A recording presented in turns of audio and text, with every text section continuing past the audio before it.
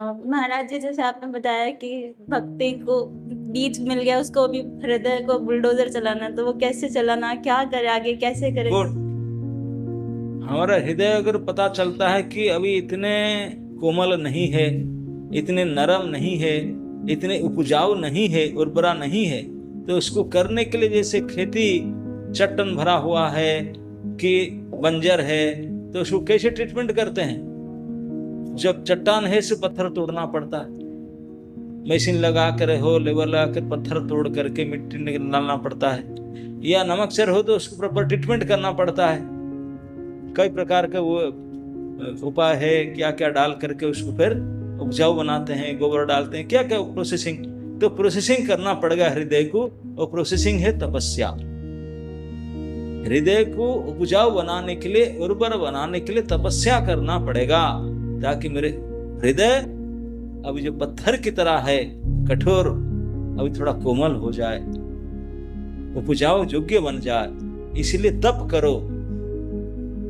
तप आदि साधन भगवान के नाम की जप करना, और कई प्रकार नियम निष्ठा को पालन करना, श्रवण, इस प्रकार कठोर जप तप करके हृदय को सुधारो, उसको उपजाऊ बनाओ। प्रार्थना आदि करना होगा। हृदय कोमल हो जाए तो फिर इस उर्वर कोमल भूमि में फिर इस बीज को डालो, बो, बीज बोकर फिर सिंचाई करो। सिंचाई कैसे करेंगे? पानी ज्यादा पिएंगे? नहीं।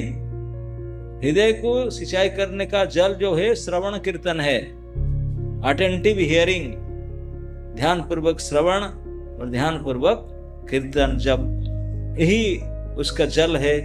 इससे सेचन होता है ना? नहीं, सेचन हुआ फिर उगेगा, भक्ति लता उगेगा।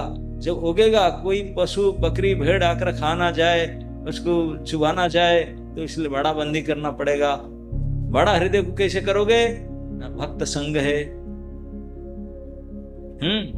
सजातीय स्निग्ध, ऐसे नहीं कि इधर उधर भक्त संग नहीं, सजातीय स्निग्ध सरल भक्तों का संगति में रहना ही ये बाड़ाबंदी है। फिर कोई पशु नहीं घुस के चुबा नहीं सकते, है कि नहीं? लेकिन पानी तो डेली दिला ही पड़ेगा, खाद पानी, अच्छा पानी। ये होता है अच्छा हियरिंग, अच्छे लीला कथा, ये सब खाद, ये सब कंपोस्ट ये दे करके उसको पोषण करना होगा।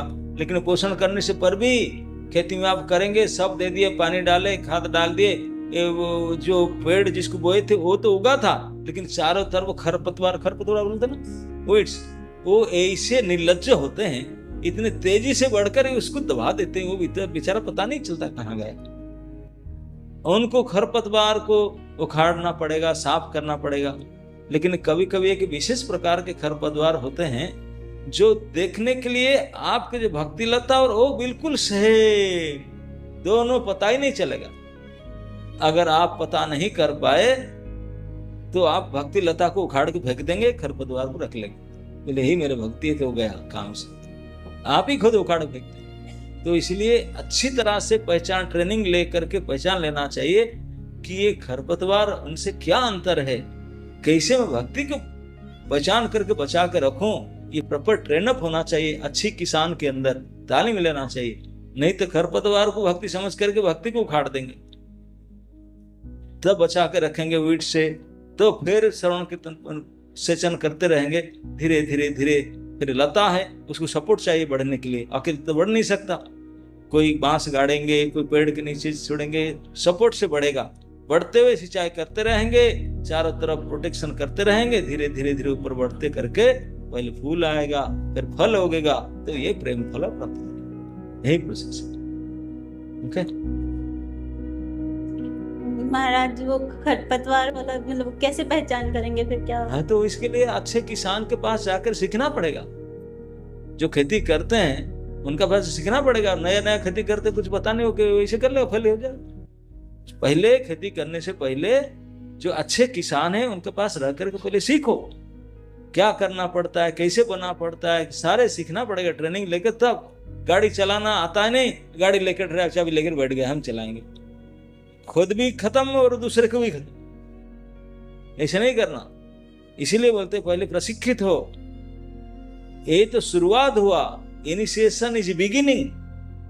अभी शिक्षण प्रशिक्षण करना चाहिए। आदो गुरुवाश्रय, फिर दीक्षा, फिर शिक्षा। अभी शिक्षा शुरू होना चाहिए। अभी अटेंटिव हियरिंग करो, जितने संभव हो सुनो।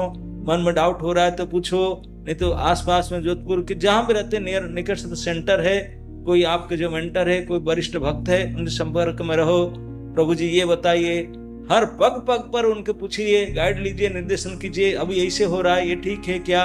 ये हो रहा है ठीक? आपने मनमानी बिल्कुल मत करो, हर बात पर पूछो, तब जा करके उनके गाइडेंस में कर सकते। आपने मनमानी करेंगे, सब अबंडर करके छोड़ो, उखाड़ दो। ओके, दीक्षा लेना मतलब आज से अपने मनमानी छोड़ देना चाहिए। मेरे मन की कुछ नहीं करूंगी, सीधा पूछूंगी गुरु जी को, नहीं तो जो वरिष्ठ भक्त है उनको पूछ करके उनके हिसाब से करूंगी। अपने मन का करना ही नहीं, यही डिसीजन पहले लेना। ओके।